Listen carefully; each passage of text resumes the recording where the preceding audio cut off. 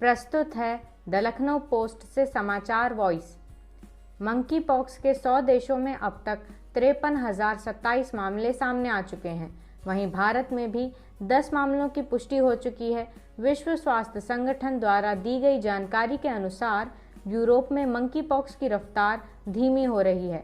वहीं यूके में स्वास्थ्य अधिकारियों ने जानकारी दी है कि वहां मंकी पॉक्स के एक नए स्ट्रेन की पहचान की गई है। अमेरिका में अब तक सबसे ज़्यादा 19,961 लोग संक्रमित हो चुके हैं। अमेरिका ने मामले की गंभीरता को देखते हुए इसे पब्लिक हेल्थ इमरजेंसी घोषित कर दिया है।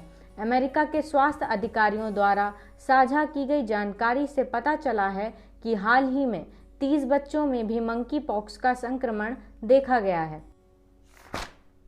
केंद्रीय प्रदूषण नियंत्रण बोर्ड द्वारा 2 सितंबर 2022 को जारी रिपोर्ट में कहा गया है कि देश के 161 शहरों में से 52 में हवा बेहतर रही, जबकि 85 शहरों की हवा संतोषजनक रही और 24 शहरों में हवा मध्यम रही।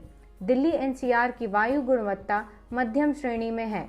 दिल्ली में एयर क्वालिटी इंडेक्स 110 दर्ज किया गया है। पिछले दिनों बारिश होने के कारण यहां की हवा की गुणवत्ता में सुधार हुआ है। दिल्ली के अलावा फरीदाबाद में एयर क्वालिटी इंडेक्स 159, गाजियाबाद में 136, गुरुग्राम में 116 और नोएडा में 112 है। उत्तराखंड में इस साल मानसून में कम बारिश होने के बावजूद करीब 2.5 महीनों में कम से कम 39 लोगों की जान गई है। इस बार बारिश का सबसे ज़्यादा असर 3 जिलों देहरादून, टिहरी और यमकेश्वर में पड़ा है। इन जिलों के दुर्गम स्थानों में कई लोग अब भी लापता हैं और राहत पहुंचने का इंतजार कर रहे हैं। जानकारों का मानना है कि पहाड़ों को काटना और नदियों को पाटना इस पहाड़ी राज्य के लिए जानलेवा बनता जा रहा है। भारत में जनप्रतिनिधि जैसे विधायक और सांसद नीति निर्माण में प्रमुख भूमिका निभाते हैं। जलवायु परिवर्तन को लेकर उनकी जागरूकता से तय होगा कि देश में जलवायु परिवर्तन को लेकर बनने वाली नीतियां कैसी होंगी। एक अध्ययन में सामने आया है कि भारतीय संसद में जलवायु परिवर्तन पर विशेष रूप से जलवायु न्याय और अनुकूलन यानी क्लाइमेट जस्टिस एंड एडॉप्शन पर चर्चा नहीं के बराबर होती है। संसद में पूछे जाने वाले प्रश्नों में से केवल 0.3% प्रश्न ही जलवायु परिवर्तन पर केंद्रित होते हैं। ऐसा माना जाता है कि वैज्ञानिकों के शोध को मीडिया में जगह मिलने पर नीति निर्माताओं का भी इन मुद्दों से जुड़ाव बढ़ेगा। 2021 एनसीआर क्षेत्रीय योजना को एनसीआर ड्राफ्ट क्षेत्रीय योजना 2041 में बदलने का प्रस्ताव है, जो 2005 से लागू है।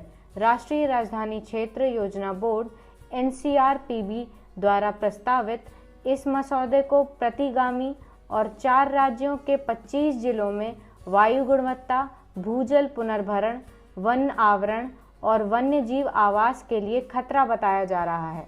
इस ड्राफ्ट प्लान को राज्य सरकारों के इनपुट के बाद संशोधित किया गया है। इस योजना ने प्राकृतिक संरक्षण क्षेत्रों एनसीजेड को प्राकृतिक क्षेत्र एनजेड में बदलने का प्रस्ताव दिया है।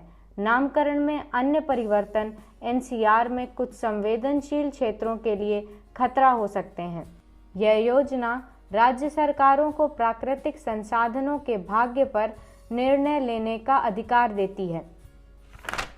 हिमाचल प्रदेश के ठंडे मरुस्थल में बर्फ के पिघलने से सिंचाई प्रभावित होने से वहां खेती करना मुश्किल हो गया है। राज्य के लाहौल और स्पीति जिले के 76 गांव इस साल सूखे की चपेट में आ गए हैं, जिससे फसल को 50 से 100% तक का नुकसान हुआ है। एक अध्ययन वहां पर स्थायी कृषि प्रथाओं के नए तरीकों की खोज के लिए कहता है और फसल पैटर्न में हुए बदलाव पर भी प्रकाश डालता है। नए फसल पैटर्न में अधिक पानी की खपत करने वाली कैश क्रॉप्स उगाई जा रही हैं, जिनकी वजह से पहले से ही कम सिंचाई वाले संसाधनों पर दबाव पड़ रहा है।